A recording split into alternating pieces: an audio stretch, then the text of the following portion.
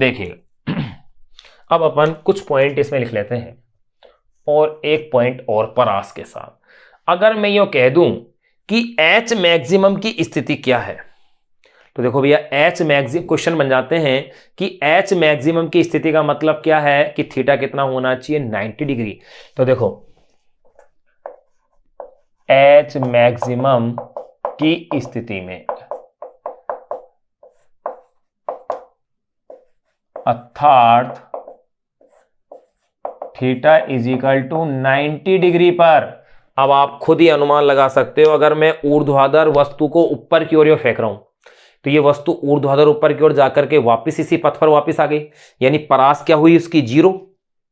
तो बिल्कुल क्लियर यहां पर भी यही होगा। तो एच मैक्सिमम की स्थिति में अर्थात थीटा बराबर 90 डिग्री पर आर की अगर मैं वैल्यू देखता हूं तो देखिएगा भाई you square sine 2 theta upon में जी से, इस फॉर्मूले से आर की वैल्यू क्या होगी, u square sine 2 into 90 degree upon में g, u square sine 180 degree upon में जी, और साइन 180 ये हो गई 0। यानी कि अधिकतम एच की स्थिति के अंदर थीटा का, ये अधिकतम एच की स्थिति में आर का मान क्या होगा 0। वैसे प्रैक्टिकली भी अपन ने देख लिया है और थ्योरेटिकली भी अपन ने इस चीज को क्लियर कर लिया है। अब आगे फिर देखें, अगर इसी का उल्टा एक क्वेश्चन पूछ लिया जाए कि आर मैक्सिमम की स्थिति अर्थात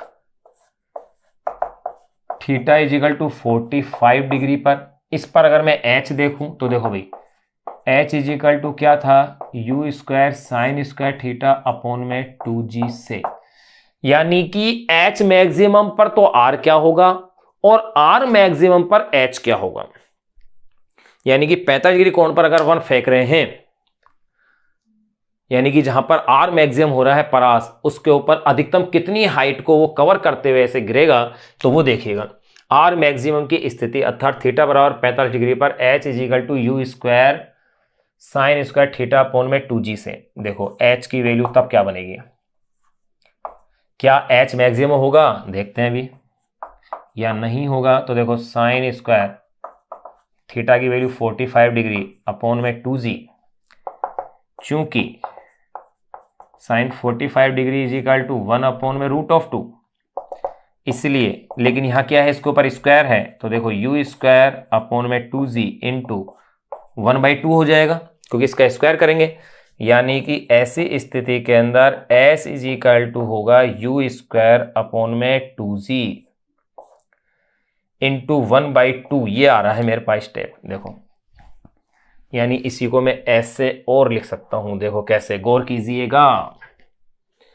यहां पर जो h होगा यू स्क्वायर अपॉन में 2g किसका वैल्यू है, आर का मैक्सिमम मान है, याद कीजिए, यानी कि h मैक्सिमम का क्या हो जाएगा, हाफ हो जाएगा। ये लो, ये रिलेशन आ गया, यानी h का मान इसमें क्या आ जाएगा, हाफ हो जाएगा।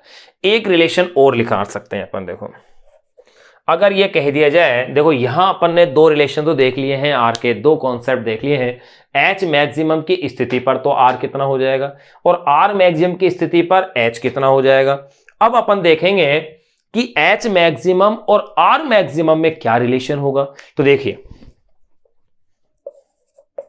ये आप जानते हैं कि एच मैक्सिमम का फॉर्मूला मेरे पास ये है, क्या है एच मैक्सिमम का फॉर्मूला, यू स्क्वायर अपॉन में 2g, यू स्क्वायर अपॉन में 2g, एंड आर मैक्सिमम का फॉर्मूला मेरे पास ये है यू स्क्वायर अपॉन में g। तो इन दोनों में देखो रिलेशन क्या बन गया, डिवाइड कर दीजिए एक दूसरे से।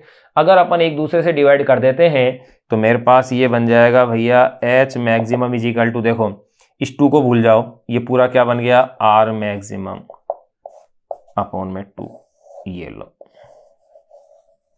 ये रिलेशन मेरे पास आ गया। यानी कि अगर कोई व्यक्ति किसी वस्तु को अधिकतम आर मैक्सिमम फेंक सकता है तो अधिकतम ऊंचाई उसकी क्या होगी, आधी हो जाएगी। ये अपन ने एक कॉन्सेप्ट और क्लियर कर लिया, जिस पर डायरेक्ट क्वेश्चन अपनी बुक में एक अनसोल्व्ड क्वेश्चन दिया हुआ है जिसको कि अपन सोल्व करेंगे। अब इसमें अपन आगे अगला जो कॉन्सेप्ट है आर और एच का, वो क्वेश्चन के फॉर्मेट में दिया गया है। अपनी बुक का क्वेश्चन नंबर वो है 32। क्वेश्चन नंबर जो 32 है इस चैप्टर का, उसको अपन अब सोल्व करने जा रहे हैं। लेकिन वो अपने आप में एक कॉन्सेप्ट, एक थ्योरी है, अक्सर लोग उसे छोड़ देते हैं। यानी कि मैं चाहता तो यह भी कह सकता हूं स्मॉल टी समय पर प्रक्षेप्य का वेग और क्षैतिज से बड़ा कोण, ये भी एक पॉइंट बन जाता है। लेकिन इस तरह से ना लिख करके मैं अपनी बुक के अकॉर्डिंग बात कर रहा हूं, तो बुक के अकॉर्डिंग वो क्वेश्चन के रूप में दिया हुआ है और उसी को अपन डिस्कस कर रहे हैं, जो कि एक कंपटीशन के पॉइंट ऑफ व्यू से बहुत ही इंपॉर्टेंट टॉपिक बन जाता है। देखिए भाई क्या है, कैसे है, उसको मैं क्वेश्चन के रूप में लिख रहा हूं। अपनी बुक का वो क्वेश्चन नंबर है 32, जिसको कि मैं एज ए थ्योरी के रूप में, मैं ये मान लो अपन उसको काम में लेंगे, लिखूंगा तो मैं उसे क्वेश्चन में, लेकिन एज ए आपको उसको थ्योरी के रूप में क्या करना है, यूज करना है। और ये याद रखना है H maximum is equal to R maximum upon में 2 होता है। लेकिन ऐसा कब होगा, जब यू कैसा होना चाहिए, नियत होना चाहिए, नहीं नियत वेग पर ऐसा होता है। अब देखिएगा आगे,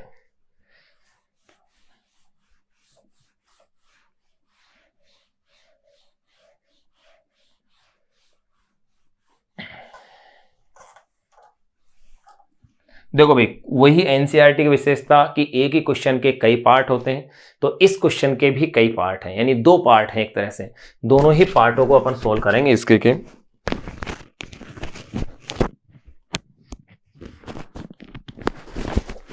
देखिए भाई क्वेश्चन क्या दिया हुआ है वो देखें आप। क्वेश्चन आपकी बुक का अनसोल्व्ड क्वेश्चन नंबर है 32। क्वेश्चन में ये क्या कह रहे हैं, क्वेश्चन के 2 भाग हैं। नंबर फर्स्ट, पहले भाग को अपन हल करेंगे। पहले भाग में ये कह रहे हैं सिद्ध कीजिए कि किसी प्रक्षेप्य के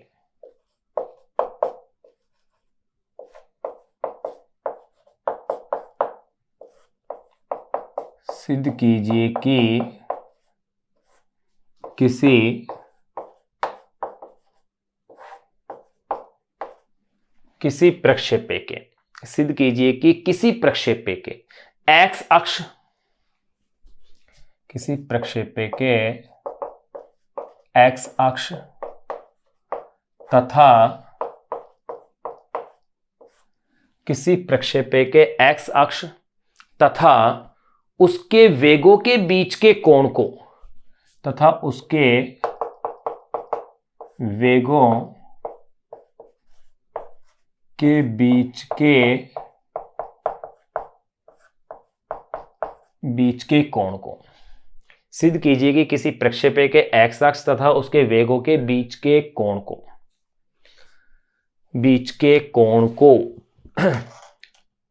को समय के फलन के रूप में, कि कोण को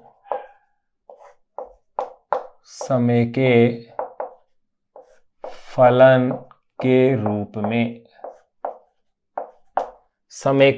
के रूप में निम्न प्रकार से व्यक्त कर सकते हैं।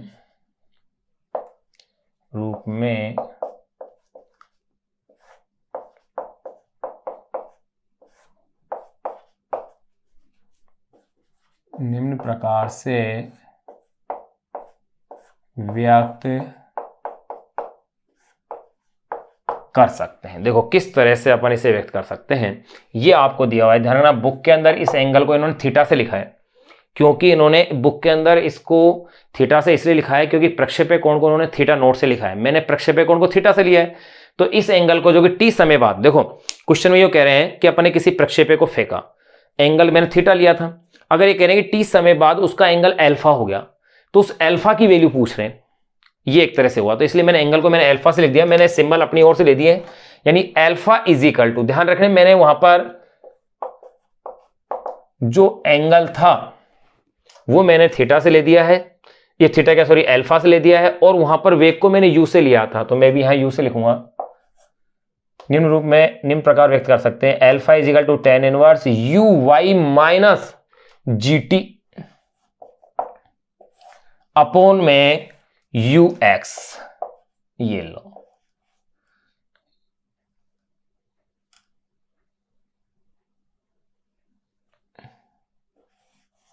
ये अपन को सिद्ध करना है भाई। देखो भाई पहले अपन इस फर्स्ट पार्ट को सोल्व कर लें। ध्यान दें, इन्होंने जितना पूछा है उतना तो हल करेंगे ही, इसमें कुछ विशेष बात और अपन समझने का प्रयास करेंगे।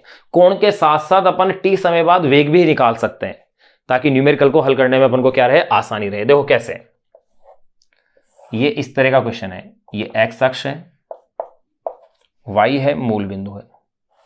किसी प्रक्षेपक को फेंका मैंने, यूं आया, यहां पर ये किसी बिंदु की बात कर रहे हैं, मैंने प्रक्षेपक को तो थीटा कोण से फेंका है भाई, लेकिन यहां पर इसका जो वेग है, और यहां से मैंने किस वेग से इसको प्रक्षेपित किया है, u वेग से, लेकिन यहां मैंने मान लिया कि इसका वेग क्या हो गया, v हो गया है। t समय बाद वेग v हो गया, किसी समय t पर, यहां किसी बिंदु p की मैं बात कर रहा हूं। तो देखो इस बिंदु p पर इस वेग के दो कंपोनेंट्स हो जाएंगे, ये बिंदु में ले लेता हूं p, एक तो हो जाएगा vx और एक कंपोनेंट्स हो जाएगा क्या, vy। ये लो, t समय बाद वेग के दो कंपोनेंट्स हो गए हैं, vx और vy। अब आपको vx और vy के मान पता हो, लेकिन पूछा क्या है कि मैंने ये मान लिया कि ये जो एंगल इसका जो यहां से बन रहा है, ये एंगल कितना है, अल्फा है। आप इसे थोड़ा सा बड़ा और बना सकते हैं, चलो मैं भी बड़ा बना सकता था इसे। ये एंगल कितना है, अल्फा है। इस अल्फा के लिए मुझे वैल्यू क्या करनी है, फाइंड आउट करनी है। तो गौर करें, vx मैंने आपको बता रखा है कि प्रक्षेपी गति के अंदर क्षैतिज घटक कैसा रहता है, नियत रहता है, अपरिवर्तित रहता है। मैं थोड़ा इसे बड़ा कर देता हूं ताकि अच्छे से एक्सप्लेन किया जा सके। देखो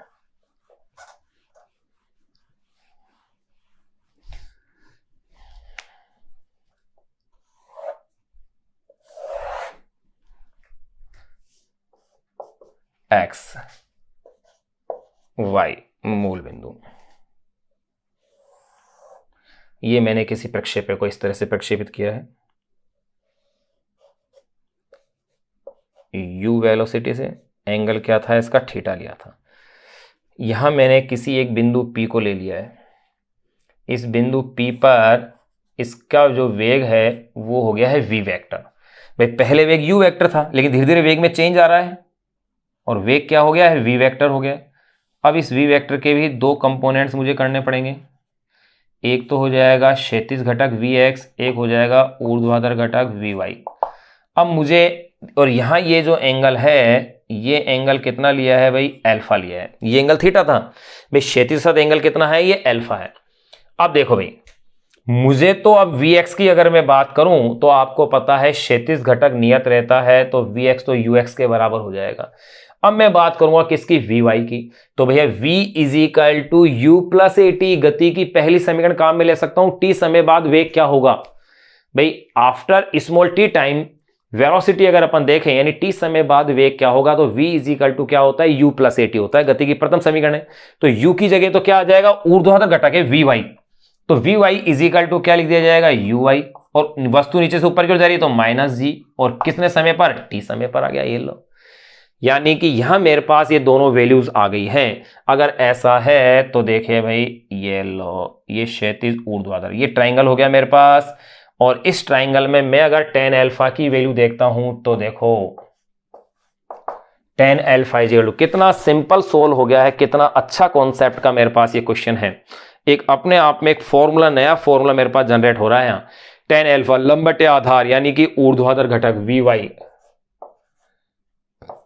अपॉन में क्षैतिज घटक vx। अब देखो भाई vy की वैल्यू क्या है मेरे पास, uy माइनस gt, और vx की वैल्यू क्या है, ux। ये लो, आ गया, ये तो सिद्ध हो गया। यानी जो क्वेश्चन में पूछ रहे थे, यानी कि tan alpha is equal to uy minus gt upon में ux, t समय के बाद, या t समय पर मैं क्या कह सकता हूं, क्षैतिज से बना कोण आ गया है, या इसी को मैं कह सकता हूं alpha is equal to tan inverse.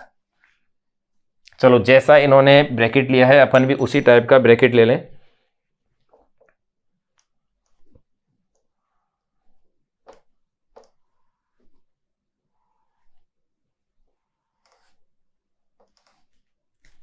देखो भाई,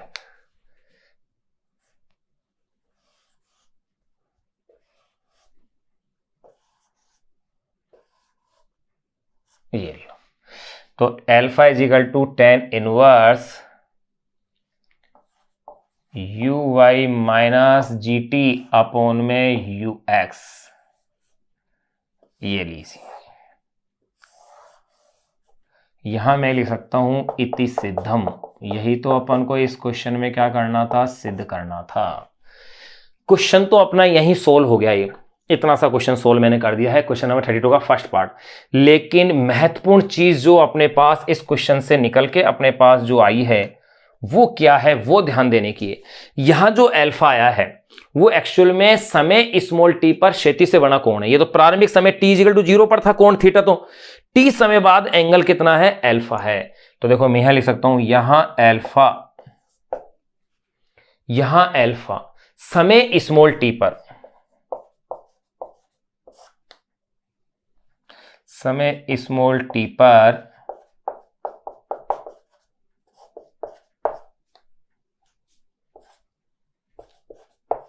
क्षैतिज से बना कोण है। यहां अल्फा समय स्मॉल टी पर क्या है, क्षैतिज से बना हुआ क्या है, कोण है।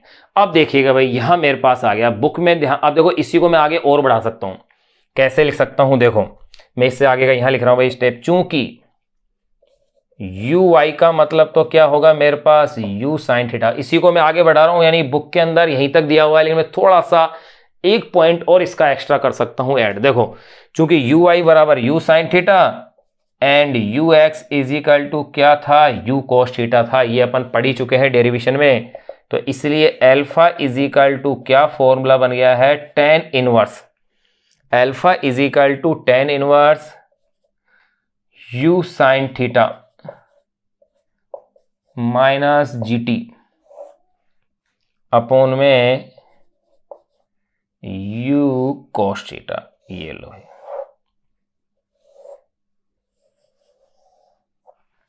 यहां मैं इस फॉर्मूले को इस फॉर्मेट में भी लिख सकता हूं। ये मेरे पास क्लियर हो गई है। अल्फा टी समय पर क्षैतिज से बना क्या है, कोण है, उसका फॉर्मूला आ गया। यानी टी समय पश्चात क्षैतिज से कितना कोण होगा ये अपन ने ज्ञात कर लिया। इसी क्वेश्चन में एक पॉइंट और ज्ञात कर सकते हैं कि टी समय बाद वेग का परिमाण क्या होगा।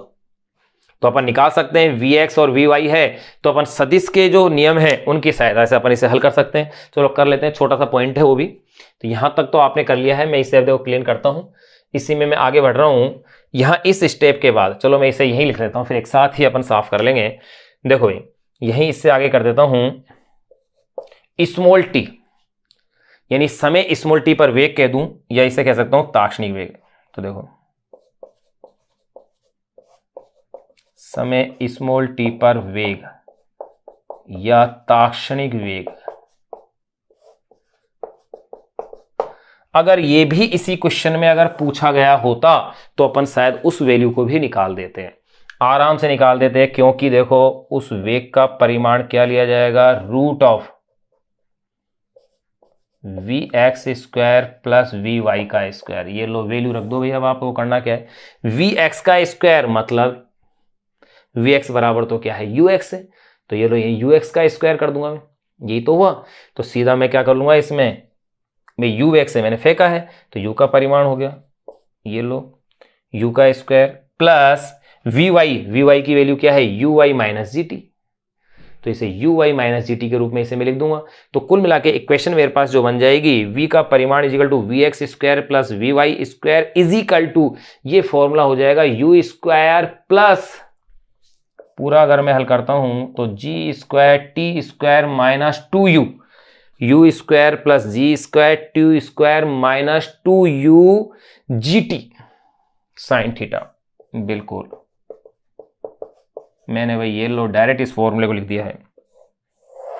वैसे अपन इसको निकाल लेंगे आसानी से, केवल आपको क्या करनी है, इसके अंदर v और u के वी एक्स और वी वाई की ये वैल्यू है, इसका होल स्क्वायर है, इससे आप हल करें, ये आपके पास सीधा आंसर आएगा। यानी कि टी समय बाद इसमें वेग का जो फॉर्मूला है वो भी अपन ने इसका निकाल लिया है कोण के साथ साथ। तो ये क्वेश्चन नंबर 32 का फर्स्ट पार्ट जो था वो अपन ने इसका क्लियर कर लिया है। अब इसी का अपन सेकेंड पार्ट की अपन बात करें, सेकेंड पार्ट के अंदर ये क्या कह रहे हैं वो देखिएगा। नंबर फर्स्ट अपन ने कंप्लीट कर लिया। अब मैं इसे साफ कर रहा हूं, एक बार आप इसे नोट कर लें ऐसे कैसे डायग्राम सहित। और ये टी समय पर वेग ताक्षणिक वेग का मैंने डायरेक्ट फॉर्मूला भी लिख दिया है। वैसे टी समय पर ताक्षणिक के लिए बनने वाला कोण है वो अपन ने ज्ञात कर लिया। सिर्फ तो इतना सा ही करवा रहे थे, केवल यहीं तक का था, वो तो अपन आगे थोड़ा सा एक्सप्लेन और इसे एक्स्ट्रा कर दिया ताकि कॉन्सेप्ट को और अच्छे से समझा जा सके।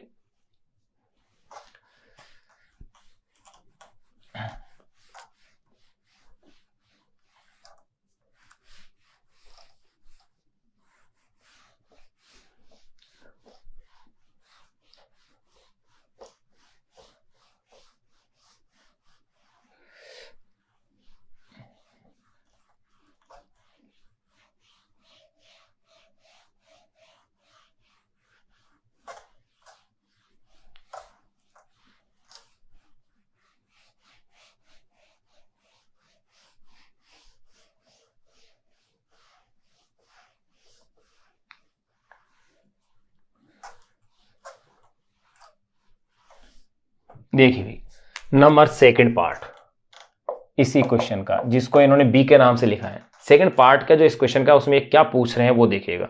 ये तो अपने फर्स्ट क्वेश्चन का फर्स्ट पार्ट तो अपने लिख दिया है। सेकंड पार्ट में ये कह रहे हैं सिद्ध कीजिए कि मूल बिंदु से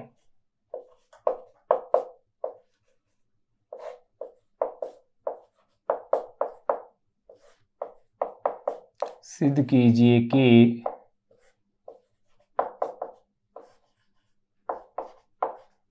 सिद्ध कीजिए कि मूल बिंदु से फेंके गए प्रक्षेप्य कोण का मान, मूल बिंदु से फेंके गए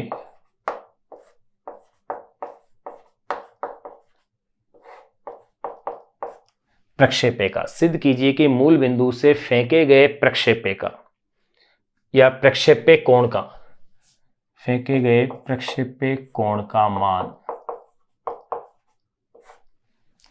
सिद्ध कीजिए कि मूल बिंदु से फेंके गए प्रक्षेप्य कोण का मान theta is equal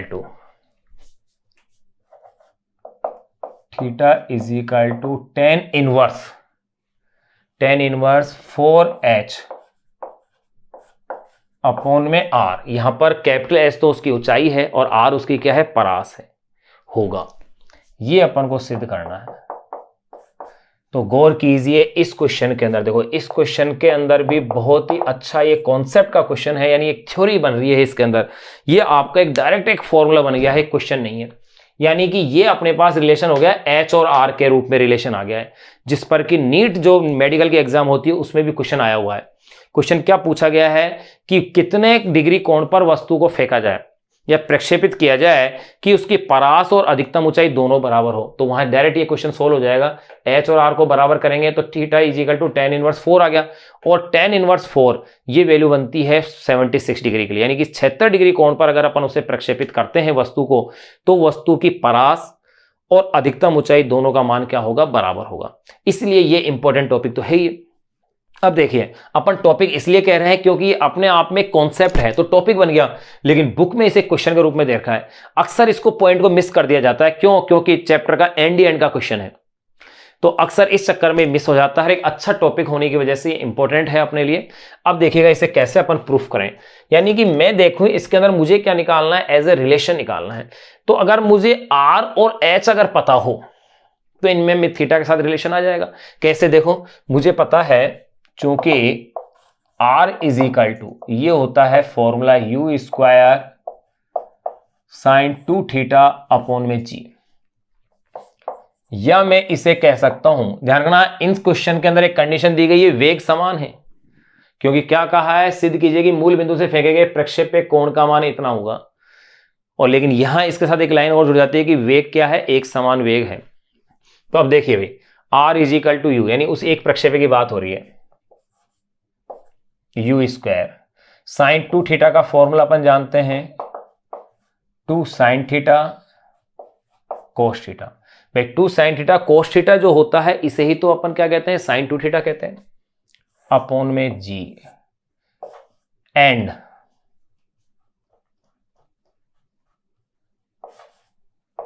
H is equal to ये होता है formula u square sine square theta upon में 2g।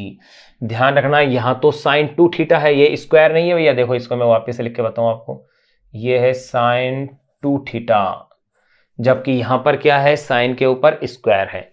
अब इन दोनों का एक दूसरे में भाग दे दूं तो मेरे पास क्या होगा, रिलेशन आ जाएगा। देखो h अपॉन में r की वैल्यू निकाल रहा हूं, h की वैल्यू है मेरे पास u square sine square theta upon में 2g। इसका मैं आर का भाग दे रहा हूं, भाग देने का मतलब है इसे उल्टा गुणा कर दीजिए आप, जी को यहां ले देता हूं, you square 2 sine theta cos theta. अब देखिए जो कैंसिल हो रहा है उसे कैंसिल कीजिए, जी से जी कैंसिल कर दिया मैंने, यू स्क्वायर से यू स्क्वायर को भी मैंने कैंसिल कर दिया है। तो देखो h अपॉन में r इज इक्वल टू मेरे पास क्या बच गया है, एक साइन से एक साइन थीटा भी कैंसिल हो गया। फिर मेरे पास बच गया है ऊपर एक तो बच गया है भाई, देखो साइन थीटा बच गया है क्योंकि साइन स्क्वायर थीटा था। नीचे 2 इंटू 2 यानी कि 4 और ये बच गया है cos थीटा। अब ये तो आप जानते ही हो sin थीटा अपॉन में cos थीटा क्या होता है, tan थीटा, यानी h अपॉन में r इज इक्वल टू ये हो गया है tan थीटा अपॉन में 4, या आप इसे कह सकते हो tan theta is equal to 4h upon में r। ये लो, ये एक रिलेशन बना लिया मैंने। और जो ये पूछना चाह रहे हैं वो हो गया है theta is equal to tan inverse 4h upon में r। ये लो, इति सिद्धम, यही सिद्ध आपको करना था, हैंस प्रूव। एक अच्छा रिलेशन जो अपन ने है निकाल लिया है, ये आपको ध्यान ही रखना है क्योंकि ये अपने आप में क्या है, फॉर्मूला बन गया है भाई। ये लो, अपने आप में एक फॉर्मूला बन गया। अब जो इस पर क्वेश्चन बना हुआ है, जो कॉम्पिटिशन एग्जाम नीट में आया था, वो ये आया था कि h is equal to r हो तो मैं इसे किस प्रकार से कह सकता हूं। देखो, यदि h is equal to r हो तो थीटा इज इक्वल टू क्या बन जाएगा, tan इनवर्स h अपॉन में r, ये कैंसिल हो गया, और ये वैल्यू होती है 76 डिग्री की। यानी कि 76 डिग्री कोण पर अगर अपन किसी को प्रक्षेपित कर रहे हैं, किसी वस्तु को, तो उसके लिए परास और ऊंचाई दोनों क्या होंगी, बराबर होंगी। ये आपको ध्यान रखना है। तो ये जो रिलेशन था ये तो अपन ने सिद्ध कर लिया क्वेश्चन का। अब इसी के अंदर अपन एक इंपॉर्टेंट पॉइंट और निकाल सकते हैं कि अगर t और h के रूप में संबंध पूछ लिया जाए, t और r के रूप में भी निकाला जा सकता है। तो अगर मैं t और h के रूप में अगर संबंध देखूं तो देखो कैसे निकाल सकते हैं। देखो, t is equal to 2u sin theta upon में g था, and h is equal to क्या है मेरे पास, देखो u स्क्वायर भाई, capital T is equal to 2u sin theta upon में g, और h इज इक्वल टू क्या है, u square sine square theta upon में 2g। यही तो वैल्यू है। अगर यही वैल्यू है तो देखिए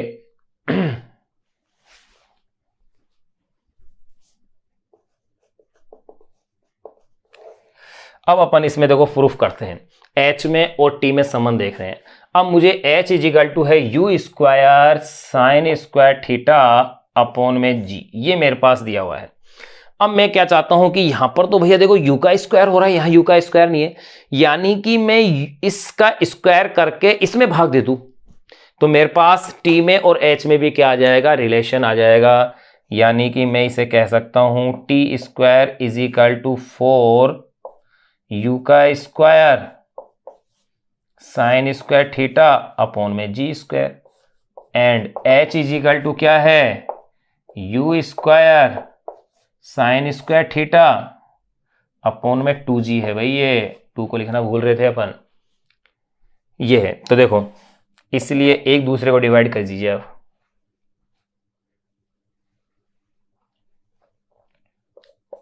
t स्क्वायर अपॉन में h, t का स्क्वायर यानी कि 4u का square sine square theta upon में g का स्क्वायर, गुणा कर दीजिए, उल्टा गुणा, यानी कि 2g